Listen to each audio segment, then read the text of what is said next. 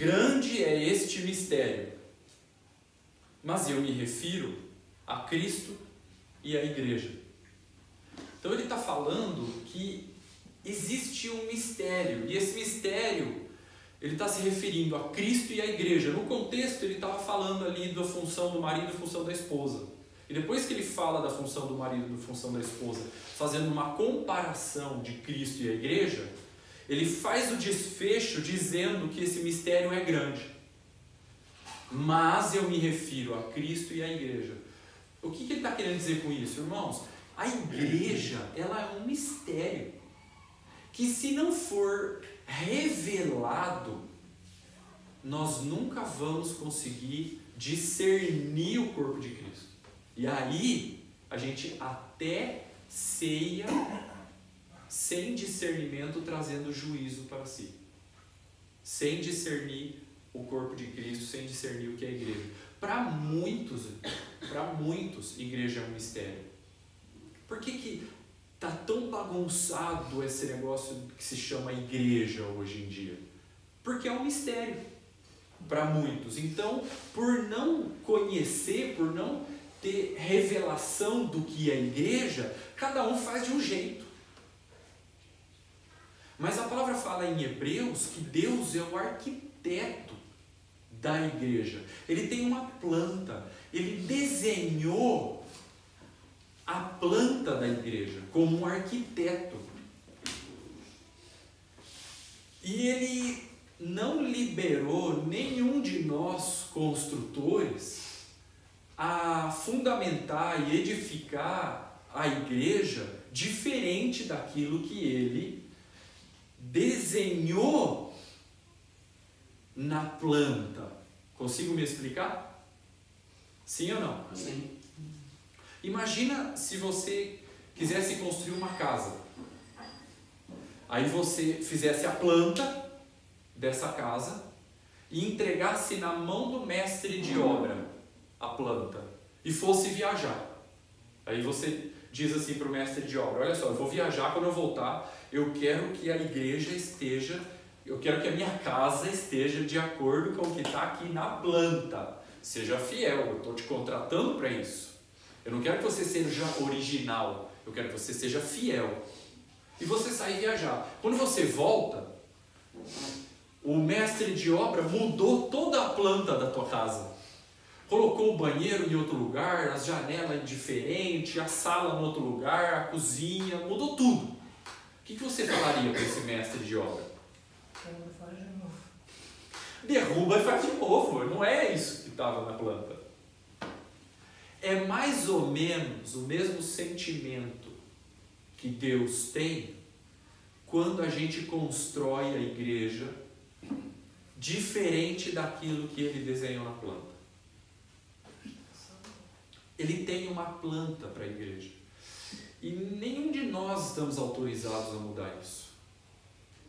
E essa planta, irmãos, está no livro de Atos. Porque quando nós lemos Atos, nós testemunhamos o nascimento da igreja aqui na Terra.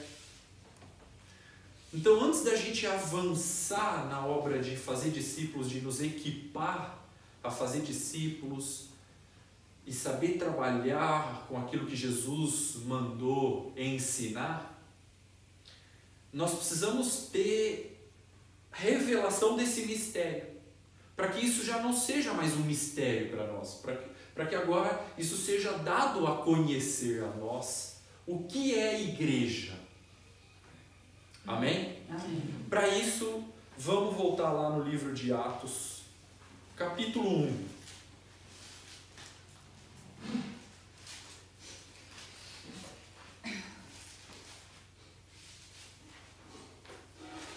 Atos capítulo 1, versículo 1.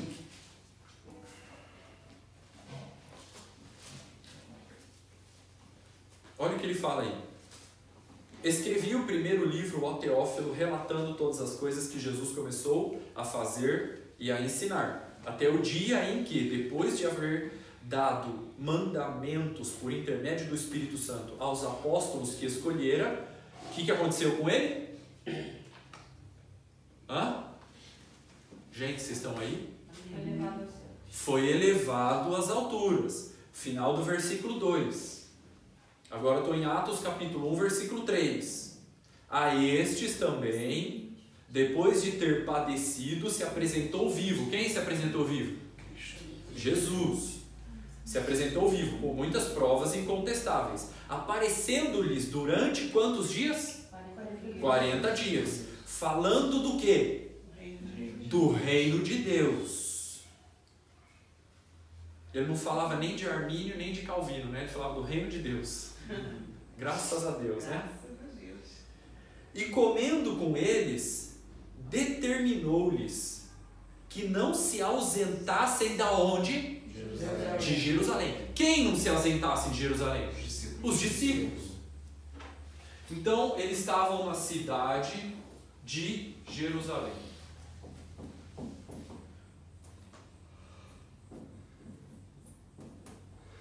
Os discípulos estavam na cidade de Jerusalém. É isso que está acontecendo ali, certo? Quantos discípulos tinham? 11. Tinha 11 discípulos, vamos lá.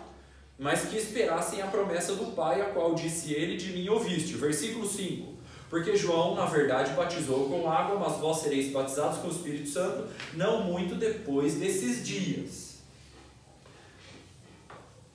A lista dos discípulos está no versículo 13 e 14. No versículo 13. Fala ali o nome dos 11 discípulos. Por que 11? Não era 12? Judas se suicidou. Maravilha. Então a lista dos 11 discípulos está no versículo 13. Eu vou pular aqui para a gente não estender muito. Versículo 14. Todos estes quem? Esses 11 discípulos. Perseveravam unânimes em oração. Com mais quem? Com as mulheres, com Maria, mãe de Jesus, e os irmãos dele. Essa assembleia, esse ajuntamento, era de umas quantas pessoas? 120. 120 discípulos em Jerusalém. Então, a essa altura, tinha 120 discípulos em Jerusalém. Aonde estava Jesus? Já tinha subido para o céu. O Espírito Santo já tinha descido? Ainda não chegamos no capítulo 2. Maravilha. Eram mais ou menos 120 pessoas. Aí o que aconteceu? Matias foi contado no ministério apostólico junto com os 11. Isso está no versículo 26. E os lançaram em sortes, vindo a sorte recair sobre Matias, sendo-lhe então votado o lugar com os 11 apóstolos. Então, quantos apóstolos tinham? Agora 12. 12 apóstolos. E ao todo eram 120 discípulos. Vai guardando essas informações. Aqui entramos no capítulo 2, versículo 1, é o dia do Pentecostes. Aí Pedro começa a pregar o evangelho a partir do versículo 14. No versículo 3 ele termina a mensagem dele. No versículo 37 as pessoas são compungidas. No versículo 38 Pedro fala que eles têm que passar pela porta, ou, palavras de Pedro, se arrepender, ser batizado, receber o Espírito Santo. No versículo 41, olha o que diz.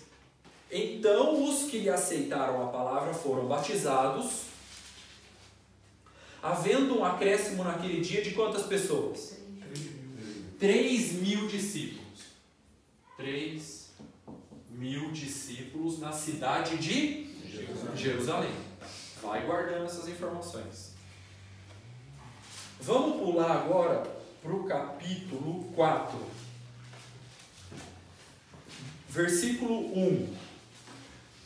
Falavam eles ainda ao povo quando sobrevieram aos sacerdotes do capitão do templo e os saduceus, ressentidos por ensinarem eles o povo e anunciarem em Jesus a ressurreição dentre os mortos. E os prenderam, recolhendo-os no cárcere até o dia seguinte, pois já era tarde. Muitos, porém, dos que ouviram a palavra a aceitaram, subindo o número de homens a quase 5.000. Agora de 3.000 subiu para 5.000. 5.000 discípulos. Aonde? Jerusalém. Vai guardando essas informações. Vamos pular para o capítulo 4, versículo 32. Da multidão. Então de 5.000 agora subiu para multidão.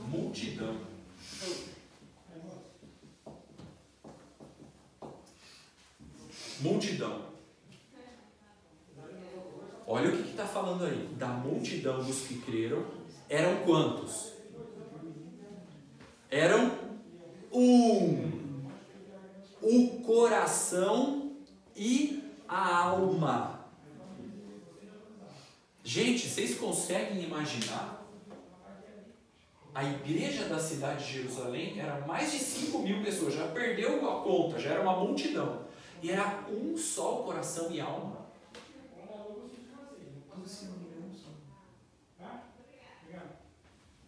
Agora, vamos pular para o capítulo 8. Versículo 1. Acompanhe a leitura comigo aí. Atos, capítulo 8, versículo 1. E Saulo consentia na sua morte, na morte de Estevão. Capítulo 7, Estevão foi apedrejado e Saulo consentia na sua morte. Naquele dia, levantou-se grande perseguição contra as igrejas em Jerusalém. Não é isso que está escrito? Hã? Que diferente. Aí está escrito contra a igreja em Jerusalém. Então eu te pergunto, quantas igrejas tinham nessa cidade? Como você sabe que tinha uma? Está escrito. A palavra firma. Se a minha professora de português estivesse aqui, ela ia falar que a é artigo definido no singular. Não tinha muitas igrejas em Jerusalém. Só tinha uma. Com uma multidão. Tinha 12 apóstolos, mas cada apóstolo não edificava a sua denominação na cidade de Jerusalém. Aqui do apóstolo Pedro, aqui do apóstolo João, esse aqui é do apóstolo Tiago, esse aqui... Não. Os 12 apóstolos formavam a única liderança da única igreja que tinha nessa cidade. Essa é a planta. Essa é sua natureza original. Mas para muitos é um mistério. Mas é só ler Atos. Está escrito. É só ler a Bíblia. Eu estou lendo a Bíblia. Qual era o nome dessa igreja? Não tinha nome. Igreja dos 12 Apóstolos. A igreja que estava em Jerusalém. A igreja era identificada pelo nome da cidade onde ela estava. Não tinha nome próprio. É só igreja. Ponto final. Não, sem nenhum adjetivo, sem nenhum acréscimo.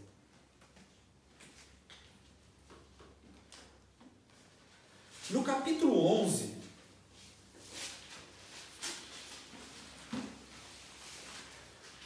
no versículo 22,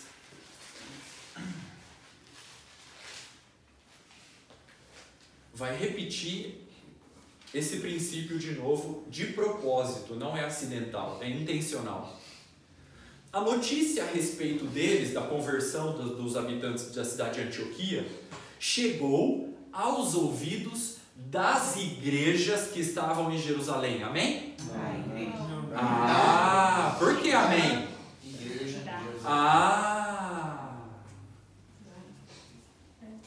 No capítulo 8 fala a igreja que estava em Jerusalém. Aqui está falando da igreja. Então eu te pergunto de novo, quantas igrejas tinha na cidade de Jerusalém? Uma.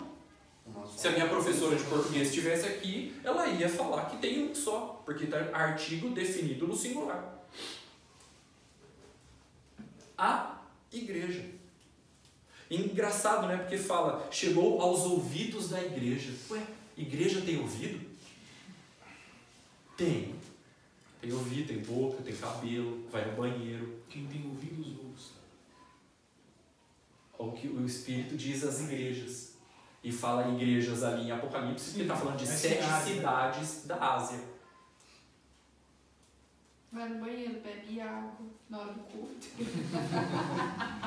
Na hora que tá. Conversa. Confessa pecado. Então aqui, pecado. confessa pecado.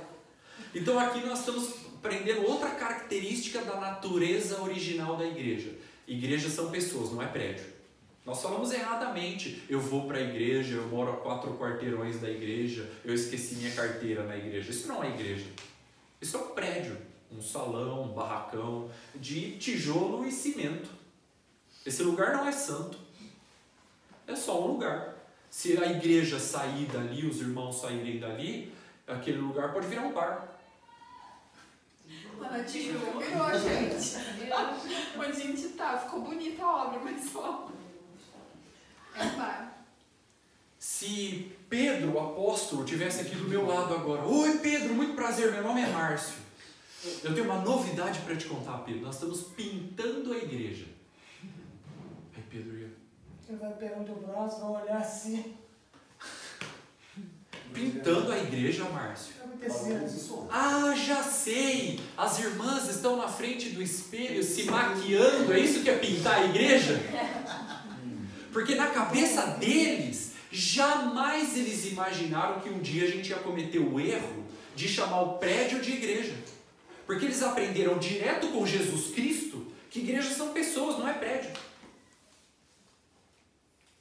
Então eu proponho que, se você ainda está falando, e eu já ensinei isso para vocês da outra vez que eu vim aqui, agora eu vou te dar um beliscão.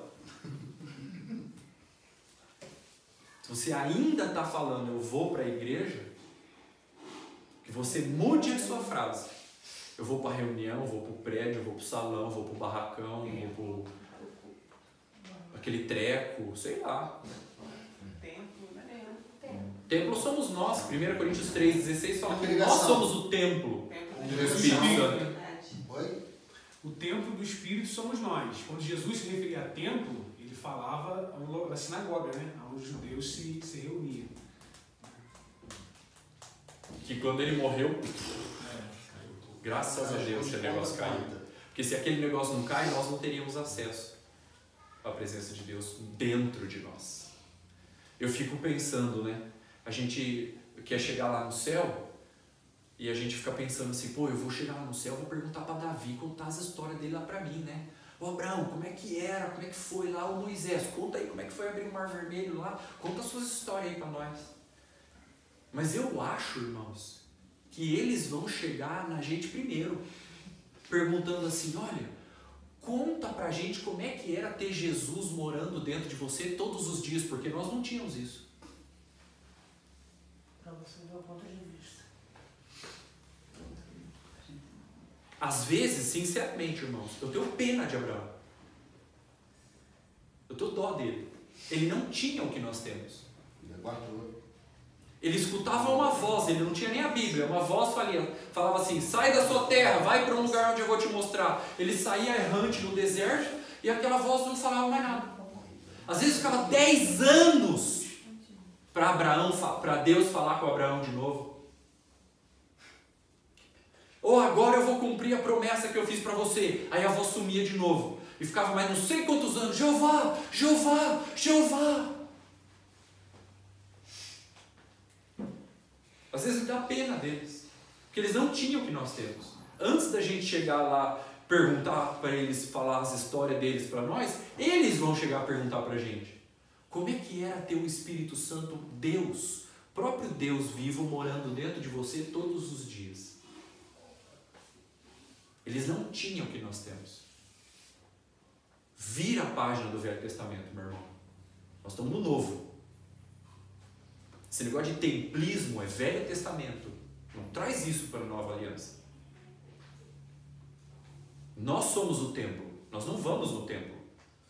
Nós somos a igreja, nós não vamos na igreja. Jesus mora dentro de nós todos os dias, 24 horas por dia. Só isso só. Só tudo isso. Quer mais?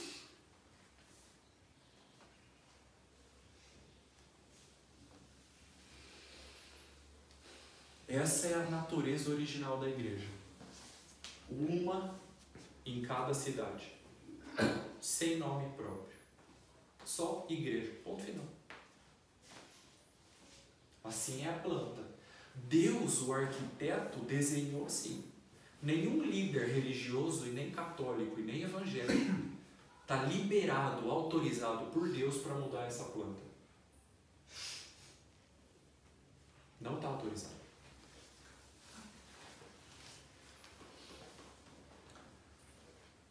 Capítulo 13, versículo 1.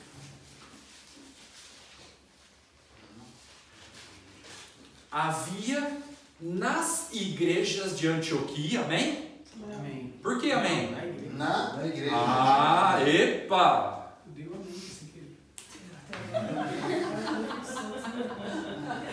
Não foi fixado ainda. Tá vendo como a gente precisa ler a Bíblia? Não, porque tinha mais de uma pessoa em Antioquia, não tinha? Então eram várias igrejas. Ah, esperto, gostei. São 5.000 igrejas, ó. 3.000. Multidão. Uma multidão de igrejas. Havia na igreja de Antioquia. Antioquia era o nome da igreja, gente? Cidade. Era o nome da cidade. Ah, então vamos outra cidade aqui, ó. Antioquia. Na igreja de Antioquia, então Antioquia era uma cidade. Quantas igrejas tinha na cidade de Antioquia? Uma. Uma igreja. E é maravilhosa, né? A igreja da cidade de Antioquia. Porque tinha profetas e mestres. Olha aí, ó. Na igreja de Antioquia, profetas e mestres havia. Barnabé, Simeão, por sobrenome Níger, Lúcio de Cirene, Manaém, Colasso de Herodes, Tetrarca e Saulo. Então olha só, tinha ministérios distintos, mas não distintas igrejas. Em uma só igreja, distintos ministérios, mas não distintas igrejas. Na igreja de Antioquia, tinha uma só igreja, com profetas e mestres. Um só local, né, para se reunir. Dessa multidão aqui de convertidos na cidade de Jerusalém, todos os filhos de Deus da cidade congregavam juntos. Todos os convertidos da cidade de Jerusalém formavam a única igreja que tinha naquela cidade. Os 12 apóstolos, cada apóstolo não edificava a sua denominação. Eles formavam a única liderança da única igreja que tinha naquela cidade. Qual era o nome dessa igreja? Não tinha nome. Porque a natureza original da igreja não tem nome próprio. É só igreja. Ponto final. A única distinção que a Bíblia faz de igreja é geográfica. A igreja que estava em Jerusalém, a igreja que estava em Antioquia, a igreja que estava em Corinto, a igreja que estava em Tessalônica, a igreja que estava em Éfeso. Essa é a sua natureza original. Atos capítulo 15. A igreja da cidade de Jerusalém sofreu uma ameaça de divisão. A primeira ameaça de divisão que a igreja sofreu.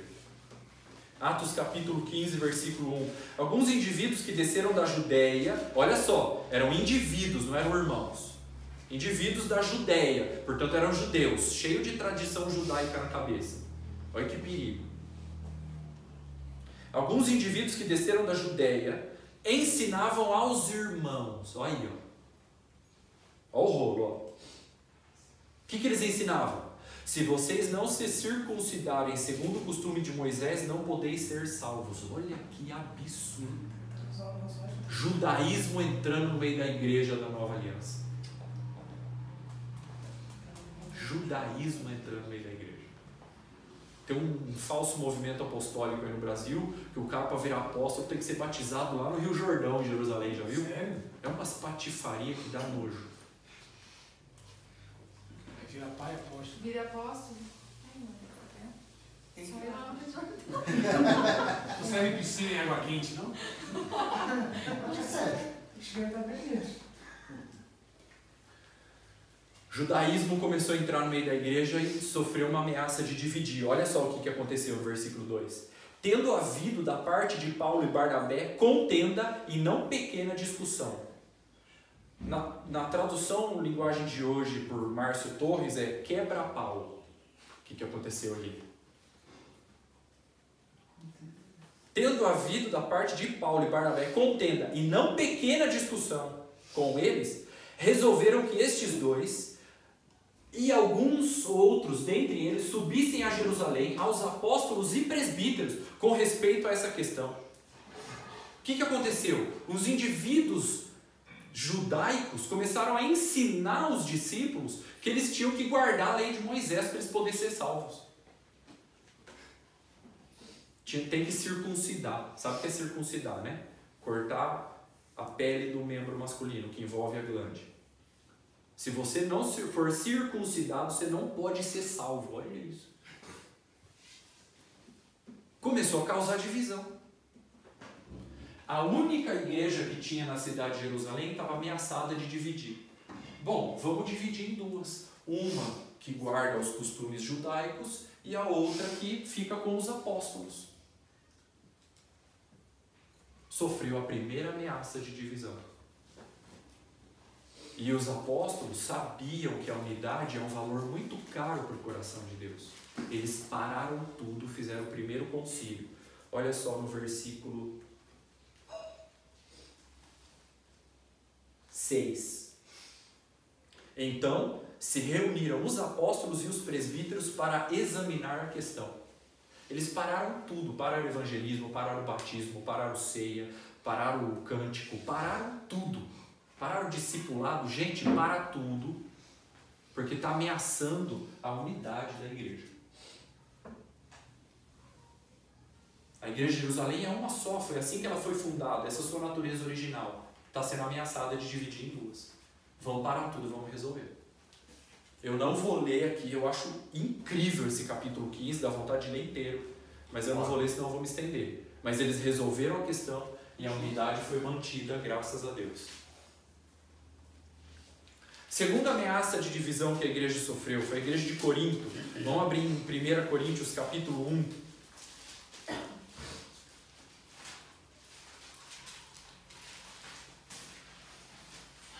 1 Coríntios capítulo 1, versículo 1.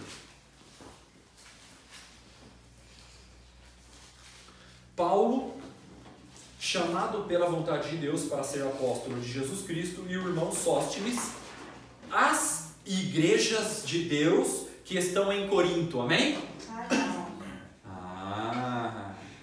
Coragem.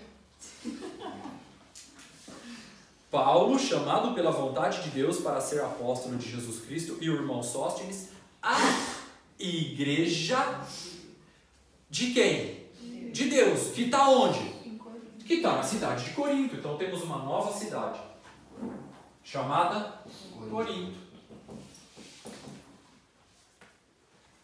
Corinto era o nome da igreja, irmãos? Não, é o nome da cidade.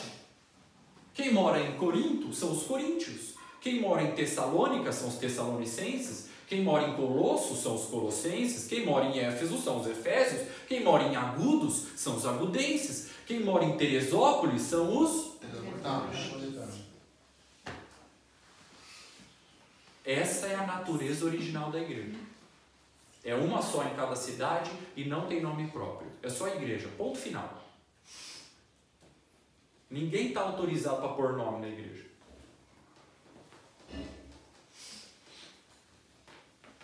A igreja de Deus que está na cidade de Corinto. Então eu te pergunto, quantas igrejas tinha na cidade de Corinto? Como você sabe? Está escrito. Está escrito. Só que sofreu uma ameaça de divisão. Eles queriam fazer 3 igrejas na cidade de Corinto. Uma igreja do Paulo, uma igreja do Pedro e uma igreja do Apolo. Graças a Deus, o Cloé foi lá contar para Paulo. Paulo, eles estão querendo dividir a igreja. Aí o Paulo escreveu essa carta. Olha o que ele escreveu no versículo 10. Rogo-vos, irmãos, pelo nome de nosso Senhor Jesus Cristo, que falem todos a mesma coisa, e não haja entre vós divisões. Antes, sejais inteiramente unidos na mesma disposição mental e no mesmo parecer, pois a vosso respeito fui informado pelos da casa de Cloé, ou X9, bendito X9, de que existe contendas entre vocês. Refiro-me ao fato de cada um de vocês dizer: eu sou de Paulo, eu de Apolo, e eu de Pedro, e eu de Cristo. E agora Paulo dá um grito no versículo 13. Olha o grito que ele dá. Acaso Cristo está dividido?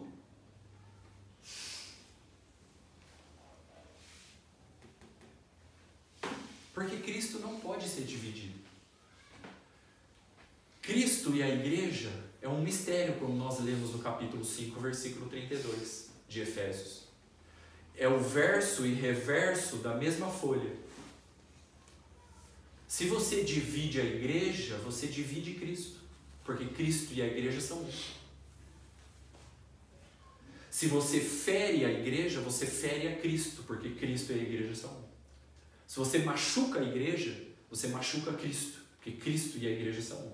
Se você persegue a igreja, você persegue Cristo, porque Cristo e a igreja são um. Se você ama a igreja, você ama a Cristo, porque Cristo e a igreja são um.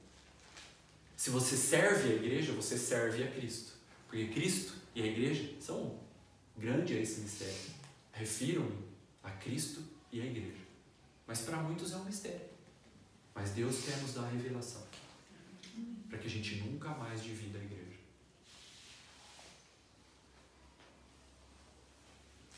Não pode ser dividido.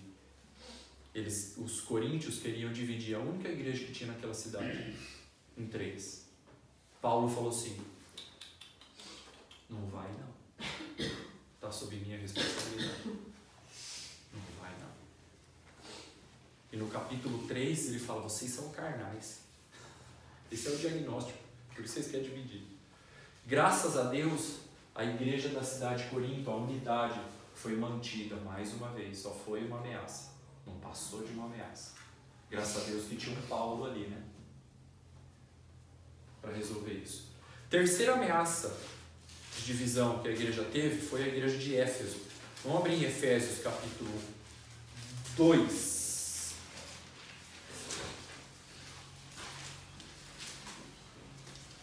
Gente, Efésios é o nome da igreja? Não, Efésios é o nome dos habitantes que moram na cidade de Éfeso. Ah, então temos aqui mais uma cidade. Éfeso. Aonde a igreja de Deus estava. Todos os filhos de Deus da cidade de Éfeso, que tinham passado pela porta, ou tinham se arrependido, sido batizados, recebido o Espírito Santo, congregavam juntos. E formavam a única igreja que tinha naquela cidade. Acontece, irmãos, que na igreja da cidade de Éfeso tinha discípulos judeus e discípulos gentios. E os judeus e os gentios eram duas raças que tinham uma divisão cultural entre eles. Só que em Cristo Jesus essa divisão tinha acabado. Porque em Cristo Jesus esses dois povos eram um corpo só em Cristo. Mas o que aconteceu ali na igreja de Éfeso? Havia contendas entre os discípulos judeus e os discípulos gentios. Os discípulos judeus se sentiam discípulos de primeira categoria, porque Jesus veio para os seus. E olhavam com desprezo para os discípulos gentios. Nós somos discípulos de primeira categoria porque nós somos judeus. E queriam impor seus costumes caducos e judaicos sobre os gentios. Aí alguém teve uma ideia: já sei, Deus é um Deus de paz, então vamos dividir a igreja em duas na cidade de Éfeso. Vamos fazer uma igreja dos gentios e uma igreja dos judeus. E outra igreja dos judeus. Pronto, a gente faz duas na cidade de Éfeso, assim não dá mais briga. Olha que boa a ideia.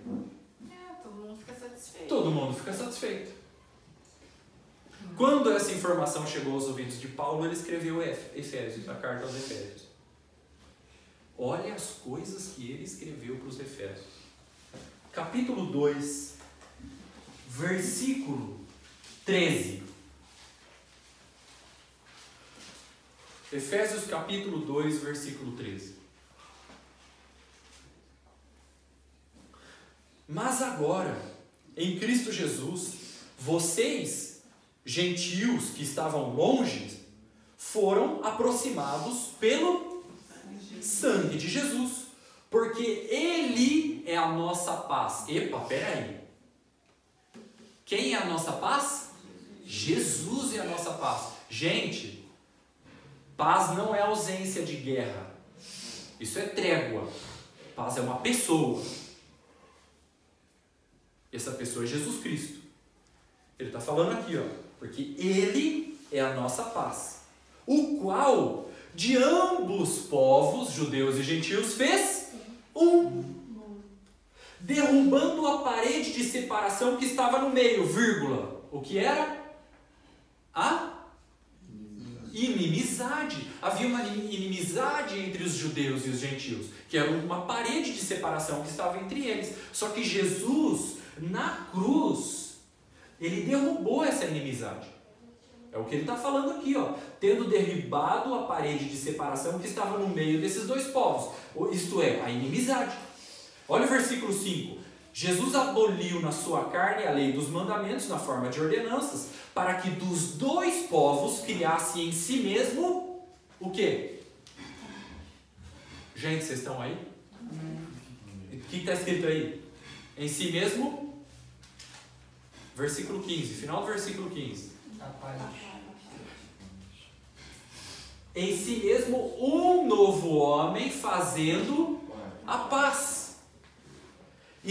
Olha o versículo 16. O que está escrito aí? Reconciliar. Reconciliar quem? Com Deus. Quem? Os dois povos. Em um só corpo. O que é esse corpo, gente? A igreja, o corpo de Cristo é a igreja. Ele está falando aqui, ó, que na cruz Jesus reconciliou esses dois povos aqui, ó, em um só. Em um só corpo. Por intermédio da cruz, destruindo por ela o quê? A inimizade. Olha o versículo 17. E vindo evangelizou a paz a vós outros que estavam longe, os gentios, e paz aos que estavam perto, os judeus.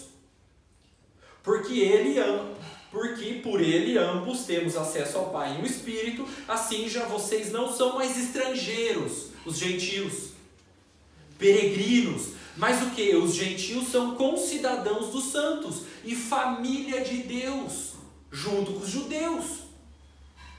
Edificado sobre o fundamento dos apóstolos e profetas, sendo ele mesmo Cristo Jesus a pedra angular, no qual todo edifício bem ajustado cresce pelo santuário dedicado ao Senhor, no qual também vós juntamente estáis sendo edificados para a habitação de Deus no Espírito. Capítulo 3, versículo 1. Por esta causa eu, Paulo, sou prisioneiro de Cristo Jesus por amor de vocês, os gentios. Se é que vocês ouviram a respeito da dispensação da graça de Deus a mim confiada. Olha o versículo 3.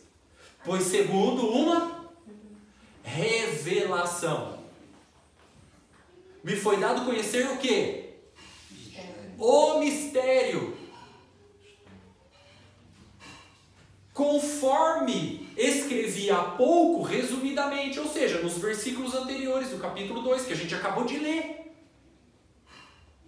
Paulo tinha tido revelação do mistério de Cristo. E ele escreveu resumidamente no capítulo 2, para que a gente pudesse conhecer esse mistério. Olha o versículo 4. Para que ele escreveu? Para que, quando vocês leiam, vocês possam compreender o meu discernimento do mistério de Cristo.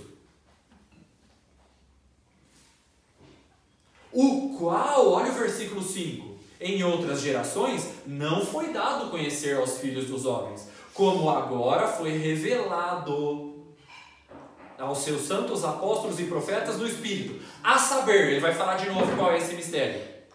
A saber, versículo 6, que os gentios são o quê? Cordeiros, membros do mesmo corpo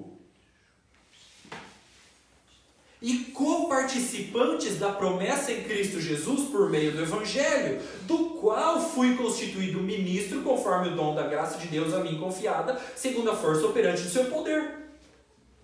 Então o que ele está falando? Tem um mistério, só que a mim me foi dado conhecer esse mistério. E eu escrevi para vocês resumidamente, para que vocês quando leiam esse mistério, vocês compreendam o meu discernimento que eu tive desse mistério. A saber, qual é? A unidade. Não pode ser dividida. Essa é a planta. Deus desenhou assim. A natureza original da igreja é uma só em cada cidade. Não pode ser dividida. Não tem nome próprio. É só igreja, ponto final. Nenhum pastor, nenhum padre está liberado, autorizado por Deus para pôr nome na igreja. A única distinção que a Bíblia faz de igreja é geográfica. A igreja que estava em Jerusalém, a igreja que estava em Antioquia, a igreja que estava em Éfeso, a igreja que estava em Corinto.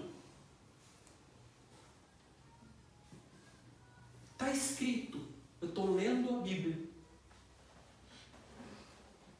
Que é a revelação. Agora, se a gente ainda enxergar a igreja como uma denominação, daqui a pouco divide de novo. Porque isso está no DNA da denominação, a divisão. Briga, divide, monta outra, briga, divide, monta outra. Cada pastor se levanta e monta a sua própria denominação e a gente acha isso normal. Não é normal. E são séculos, né? Essa divisão. Nós somos herdeiros. Aí, o que aconteceu? O trabalho desses apóstolos foi tão bem feito. Nós estamos lendo uma carta que foi escrita no primeiro século. Nós estamos no século 21. Tem 20 séculos que foi escrito. Tem 20 séculos que foi escrito. No primeiro século, o trabalho desses apóstolos foi tão bem feito que a igreja manteve a sua unidade durante 16 séculos. 16 séculos. No século 16 que teve a primeira divisão da igreja. Paulo já tinha morrido, Timóteo já tinha morrido, Tito já tinha morrido, Filemão já tinha morrido. Mas eles foram passando para as próximas gerações de discípulos qual era a planta. E aí, a natureza original da igreja foi mantida, a sua unidade foi mantida até o século XVI. Na cidade de Wittenberg, na Alemanha. O que aconteceu na cidade de Wittenberg? Na cidade de Wittenberg, mais uma cidade. Wittenberg, na Alemanha. Todos os filhos de Deus daquela cidade formavam a única igreja que tinha naquela cidade. Só que o que aconteceu lá? Os presbíteros, a liderança, se corromperam. Eram gananciosos. Começou a vender a salvação em troco de dinheiro. Mas ela já tinha um nome, né? Ainda não. Eu acho que ainda não. Ainda não era católica apostólica romana. Acho que foi depois do cisma que entrou. Que entrou. Não, Constantino se converteu antes do Lutero. É. Constantino, que era romano, imperador romano, ele se converteu e estabeleceu a igreja romana, A igreja romana. apostólica, católica, sabe que a católica é universal, né? É, também não era uma católica denominação, universal. era universal. Aí o que aconteceu? Os líderes se corromperam. E o povo não sabia o grego. O Novo Testamento estava escrito em grego, só os líderes sabiam o grego. Então eles pregavam que o povo tinha que comprar salvação em troco de dinheiro. Vocês têm que comprar um terreno no céu para vocês serem salvos. Custa tanto, está escrito aqui, ó. Eles não sabiam o grego, eles acreditavam. Começaram a dar dinheiro. Aí o que aconteceu? Se levantou um líder ali no meio, junto no presbitério, que era o Lutero, que sabia o grego, coração íntegro. Foi corrigir os seus companheiros. Meus queridos irmãos companheiros, eu tenho que corrigir vocês. Vocês estão errados. Vocês estão vendendo salvação. Eu conheço o grego, não está escrito isso no Novo Testamento. Vocês estão errados, vocês precisam se arrepender. Só que eles eram gananciosos, não queriam se arrepender, coração duro. Aí o que Lutero fez? Escreveu lá 1001 erros que eles estavam cometendo. Colou na porta do prédio onde eles se reuniam, lá na cidade de Wittenberg, para o povo ler, no idioma deles. O que aconteceu? Lutero foi excomungado da comunhão. Aí o que aconteceu na cidade de Wittenberg? Montou 2 igrejas. Uma que a partir desse momento começou a se autodenominar católica apostólica romana, e o outro povo aqui que foi com Lutero. Protestante, que se autodenominou protestante, porque estavam protestando contra os erros dessa daqui. Só que aí o que aconteceu? Essa turminha aqui que estava com Lutero começou a brigar e não se perdoaram. Aí o que aconteceu? Bom, se o Lutero saiu de vocês aqui e montou a dele, e nós brigamos aqui, então nós vamos montar a nossa aqui também. Aí montou 3 igrejas na mesma cidade. Aí o que aconteceu? Esse povo aqui começou a brigar e não se perdoaram. Aí falaram assim, bom, se o Lutero dividiu de vocês e montou a deles, e vocês dividiram do Lutero e montou de vocês, nós vamos dividir de vocês e nós vamos montar a nossa aqui também. Aí montou 4 na mesma cidade. Aí eles começaram a colocar um nome atrás do outro, para dizer assim, eu sou batista, eu não sou assembleiano. E as primeiras foram os nomes dos próprios reformadores, né? Igreja luterana, igreja... Aí abriu a porteira. Desencadeou uma divisão atrás de divisão. Então e foi, hoje... Então foi no século XVI que começou a surgir as denominações. Começou a partir da reforma protestante. A partir de Lutero. Século XVI, XVII e XVIII que surgiram as denominações conhecidas hoje, que são os assembleanos, os pentecostais. Não, pentecostal acho A que Assembleia foi bem depois. bem depois, já veio para o século XX. Anabatistas, Só que muitos anos antes de Lutero, do século XVI, de vir esse pessoal aí, Armínio, Calvino, não sei quem que é esses caras, muito antes disso daí, no século I, a natureza original da igreja era uma só em cada cidade, não tinha nome próprio. A Igreja Católica, no caso, surgiu nessa século raiz. XVI, né? A Igreja Romana Apostólica. A Igreja Romana não surgiu em Wittenberg. A Roma ela surgiu surgiu em Roma. antes, em Roma. Quando Constantino se converteu. E aí Estrategicamente. ele começou a mudar tudo na igreja. Ele começou a trazer costumes pagãos para dentro da igreja, que foi a questão do Natal, lá das datas de carnaval, que teve uma mistura toda que ele trouxe, né? Então, costumes pagãos para dentro da igreja, e ele começou a corromper a igreja. Essa corrupção, ela começou. Aí, Lutero se levantou diante disso tudo e fez a reforma protestante. Acho que É que nem como a gente estava debatendo ontem ali fora, quem está aqui vai lembrar. Foi o que você abordou. O que é mais fácil corrigir? Eu até passei para o pastor Maurício hoje. A idolatria da igreja católica ou a divisão da igreja protestante? O que é mais fácil corrigir? É mais fácil você pegar a idolatria da igreja católica e corrigir do que a divisão existente hoje entre a igreja. Que hoje, a única coisa que pode corrigir é a igreja retornar, ler realmente a palavra e voltar à origem. É a única coisa que pode corrigir. Né? Mas para isso acontecer, a pessoa tem que tirar o ego de si mesmo, parar de colocar sua própria interpretação em cima da palavra e deixar a palavra sincronizar consigo mesmo. Estamos lendo a Bíblia. Então, gente, olha bem aqui para mim. Olha bem aqui para mim. Não divida a igreja. Não faça isso. João capítulo 11, versículos 51 e 52, fala que Jesus morreu na cruz para juntar em um só povo os filhos de Deus que andam dispersos. Para Jesus, a unidade da igreja é caso de vida ou morte. Para nós é assunto de discussão. Não divida a igreja. Nós valorizamos vínculos. Vínculo para nós, com os nossos irmãos, não é pneu que a gente troca. O pastor que me evangelizou há 15 anos atrás, me discipulou, até hoje é meu pastor. 15 anos de vínculo. Nunca substituímos. E Márcio, principalmente brasileiro. E isso faz muito mal para a igreja, né? E é um péssimo testemunho para o mundo crer. É. Porque Jesus falou assim, que vocês sejam um para que o mundo creia. Isso aí. Sim, Vamos lá, vamos seguir, depois eu complemento. Então, irmãos, Deus está nos dando revelação do mistério de Cristo e a igreja nessa manhã. Marca a data de hoje aí. Ó.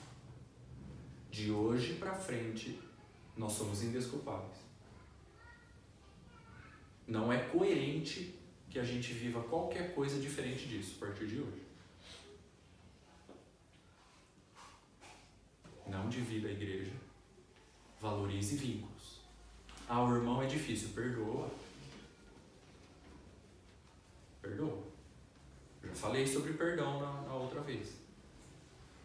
Que eu vim aqui. Guarda e anda nisso. Amém, meus irmãos? Amém. A natureza original da igreja é essa daí. Então, nós precisamos andar nisso a partir de agora e preservar isso daí. No capítulo 4 de Efésios, Paulo fala muito sobre isso. No versículo 1. Olha aí, ó. Rogo-vos, pois eu, prisioneiro no Senhor, que andeis de modo digno da vocação a que fostes chamados. Como que faz para andar de modo digno? Está no versículo 2.